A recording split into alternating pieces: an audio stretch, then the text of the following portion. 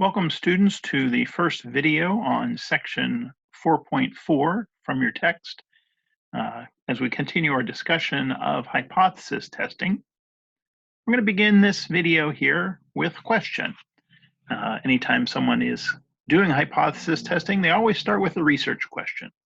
And suppose this is our question. Is there evidence that more than 25% of all Illinois adults have attended a Cubs game live at Wrigley Field? So, what I'd like for you to do right now, just as kind of a little quiz for yourself, is in your notebook or on a piece of paper, write down what the hypotheses are that are being tested. Write them in your notebook or on a piece of paper. Suppose somebody is asking, is there evidence that a proportion of more than 25% of all Illinois adults have attended a Cubs game live at Wrigley Field? What would those hypotheses look like? Write down the null hypothesis, write down the alternative hypothesis. Remember, the alternative hypothesis is the one that the person is seeking evidence for. It's a statement of some sort of difference or inequality. It might involve something being less than or greater than, or maybe just different from. And your null hypothesis should always be a statement of equality. So, given this, let's take a look here at the answer.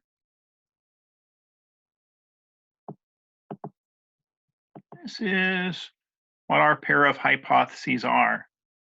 The null hypothesis is that P, the proportion of Illinois residents who have attended a Cubs game at Wrigley Field, is exactly 25%. Now, what we're seeking evidence for is the alternative hypothesis, namely that that proportion is bigger than 25%. So that's our H sub 0 and our H sub 1. In our textbook, we usually refer to that as H sub A as the alternative hypothesis, but others use H sub 1. What kind of test is this? A left-tailed test, a right-tailed test, a two-tailed test? Well, if you said a right-tailed test, you were correct. This is indeed a right-tailed test because of the fact that we've got this greater than sign in our alternative hypothesis. This is a right-tailed test. That means when we're looking for the p-value associated with this test, we're going to be looking for samples that are to the right of our sample statistic.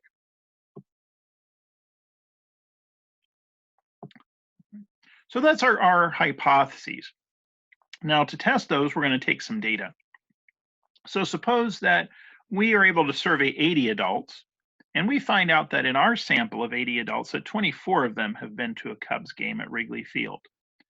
The question would be, what is the sample statistic that we ended up with, and what is its value? Now, we're testing some hypotheses about a population proportion, P.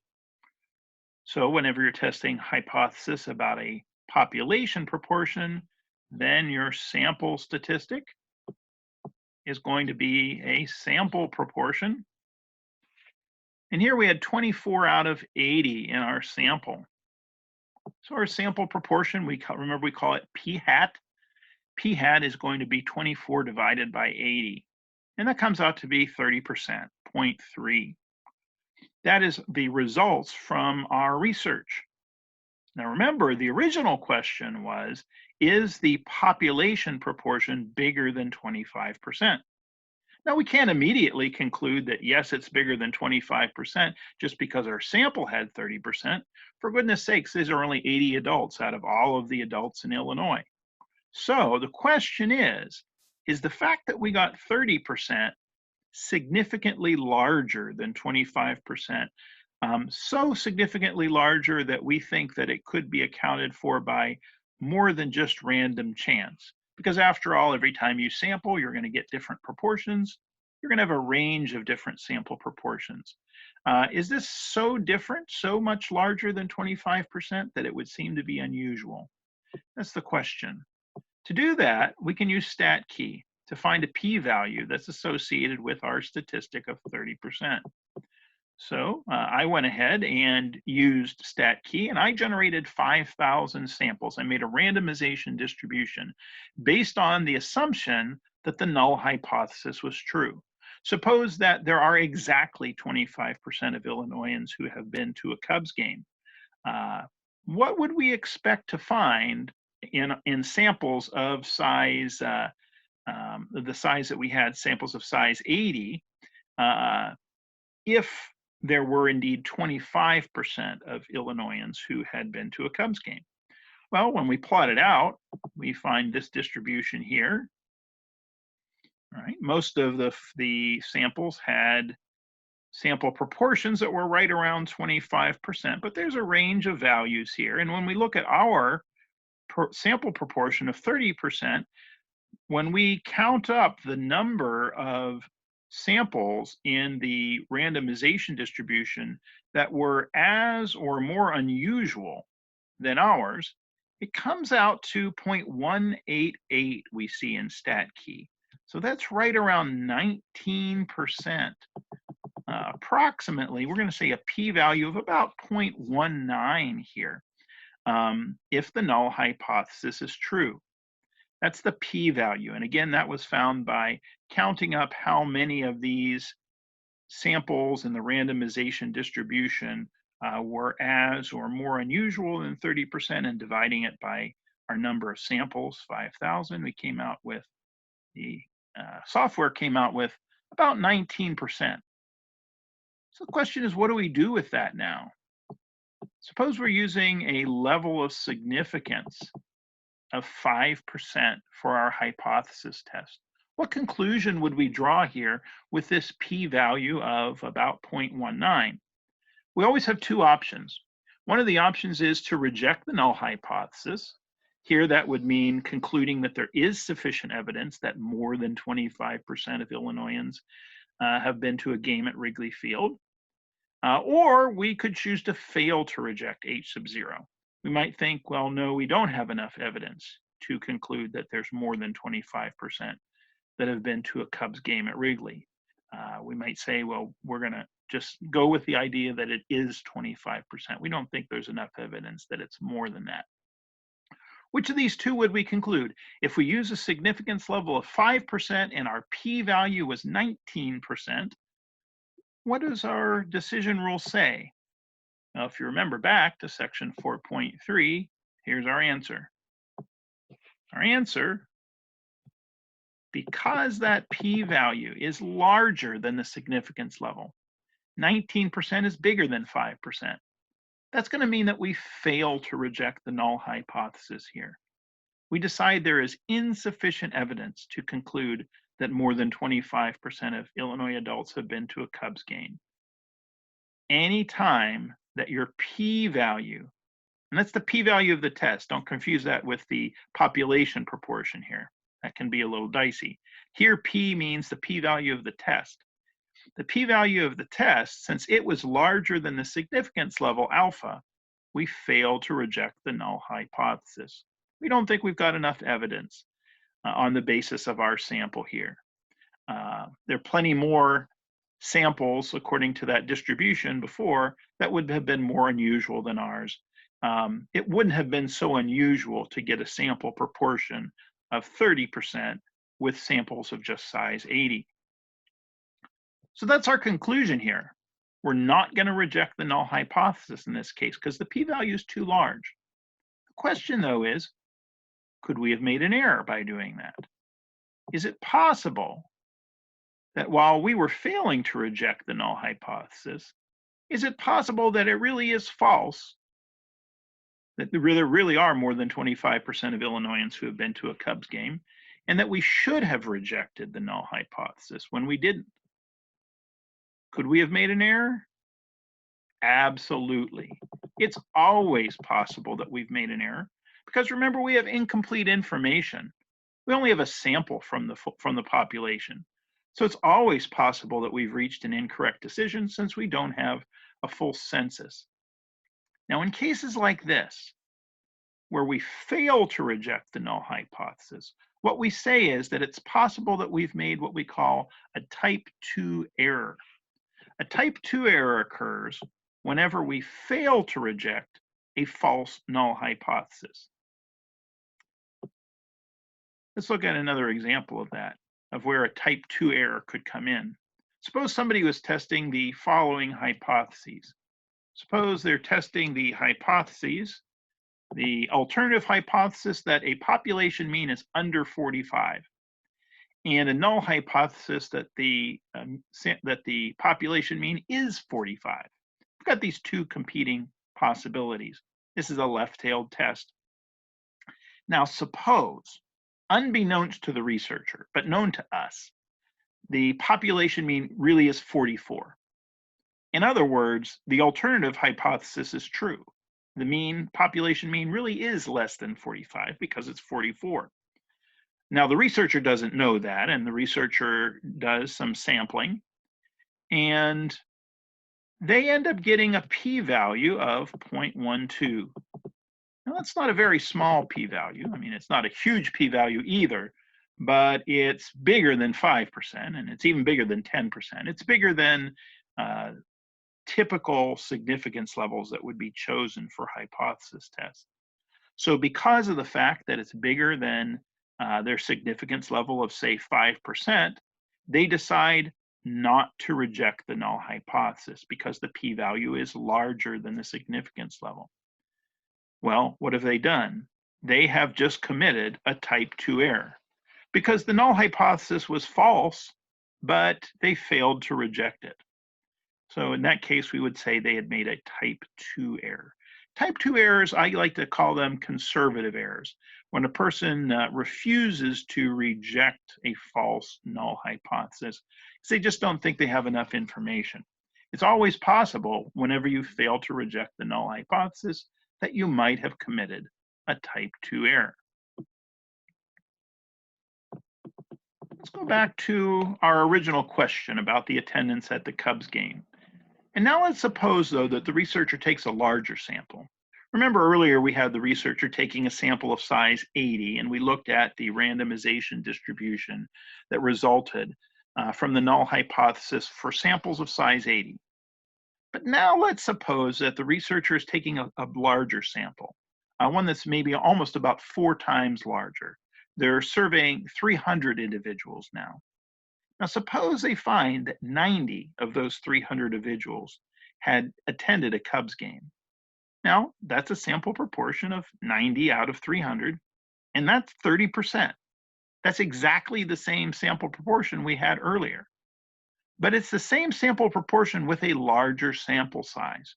Not 80 anymore, but 300.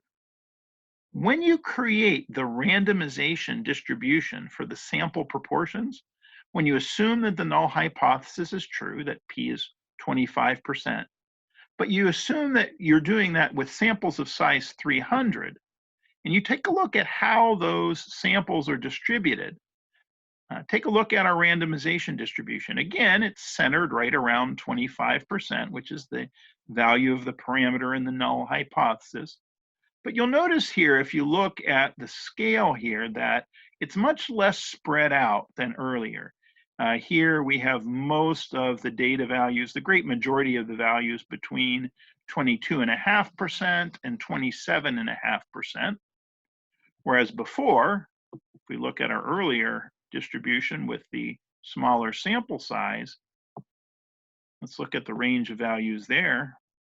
There we had a pretty good number of samples between 20% and 30%.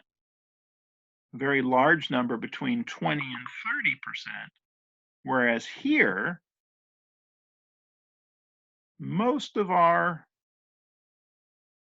sample proportions are predicted to be between 22.5% and 27.5%. In other words, they're much more tightly packed around 25%. And what we find here, when we look at our sample statistic of 30%, when we took a look at the p-value, we notice here, because of the fact that things are more tightly packed around 25%, there are many fewer samples over here that yielded statistics that were more unusual than 30%. Now here, there's so many fewer that the proportion ends up being only about 2.5%, 0.025. That's the p-value associated in a right-tailed test with the statistic of 0.3. Now we have a much smaller p-value. The p-value here, 0.025. If we're testing the hypothesis with a significance level of 5%, what would we now conclude about our Cubs attendance? The question was, do we think that there's enough evidence that more than 25% of the Illinois adult population has been to a Cubs game?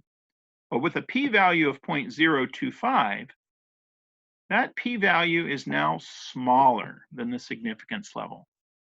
Anytime your p-value is smaller than your significance level, we're going to reject the null hypothesis. This is our key decision-making rule. Small p-values, p-values that are less than the significance level, less than your alpha, lead to rejection of the null hypothesis. Here we would decide that there is significant evidence to conclude that more than 25% of Illinois adults have been to a Cubs game at Wrigley. A different result from our different sample size. We had a smaller p-value, and that led to rejection of the null hypothesis. Question here, though, is, again, could we have made an error? We now just decided from this sample of size 300 that we should reject the null hypothesis in favor of the alternative. Could we have made an error here? Is it possible that the null hypothesis really is true, that there's exactly 25% of Illinoisans who have been to a Cubs game at Wrigley, not more than 25%, and so the null hypothesis shouldn't have been rejected? Is it possible that we've made that error? Again, yes. We have incomplete information. We haven't taken a full census of the population. And because we haven't made a full census of the population, it's always possible that we've made an incorrect decision. Now here, the type of error that we could have made gets a different name. In cases like this, where we've decided to reject the null hypothesis, we say that it's possible that we've made a type 1 error, a type 1 error.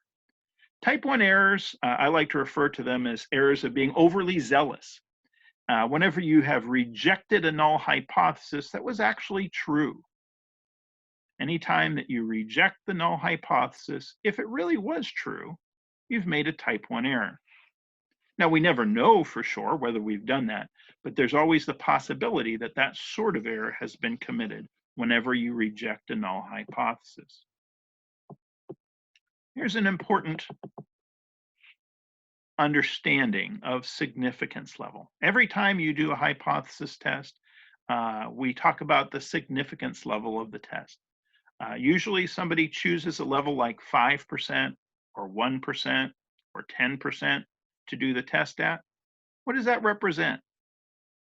The significance level, which we represent with the Greek letter alpha, represents the probability that someone will commit a type 1 error when they're doing their test.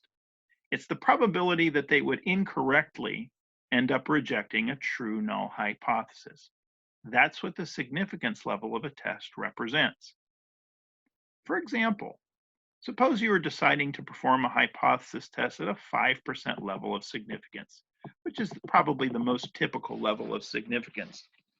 Now, suppose you repeat that same hypothesis test 120 times over. You take 120 different samples. How many times would you expect to make a type 1 error? Well, the answer to that is, since you've chosen an alpha level of 5%, you know that you're going to make this type of error about 5% of the time. What's 5% of 120? Well, 10% is 12. 5% would be 6. 0.05 times 120 equals 6. So we would fully expect that if a person does 120 of these hypothesis tests at this level of significance, that 6 times out of 120, they're going to end up making what we refer to as a type 1 error. they're going to reject the null hypothesis when they really shouldn't have. Now, most of the time, as we see there, we won't make that error, right? 114 times out of 120, we won't make that error. Why? Well, because our samples are more representative of the population as a whole, and so we end up making the right decision. But as this shows, there's always going to be a few cases, a few samples that are just odd. Because they're so unusual and they're not reflective of the larger population, they're going to cause us to think the null hypothesis is incorrect when it actually, in fact, is. Unfortunately, that's the nature of sampling. It's imperfect because we haven't done a full census of the data. But we want to be able to quantify for folks and to tell them what are the chances that we've made this particular type of error. And you want to remember that the significance level alpha represents this chance, the chance of making a type 1 error, of incorrectly rejecting the null hypothesis when it ought not to be. We also want to remember the meaning of a type 2 error.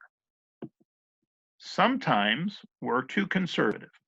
Sometimes we decide that we're not going to reject the null hypothesis when in fact we really should be. When we make that error, we say we're making a type 2 error. So section 4.4 is about these two types of errors. In our next video, we'll talk a little bit more about these types of errors and what we can do to hopefully try to minimize the number of times that we make them, and what are some of the factors that play into failing to accept or failing to reject a null hypothesis or rejecting a null hypothesis. We'll continue this discussion in the next video. Thank you very much for your attention, and wish you a very good day.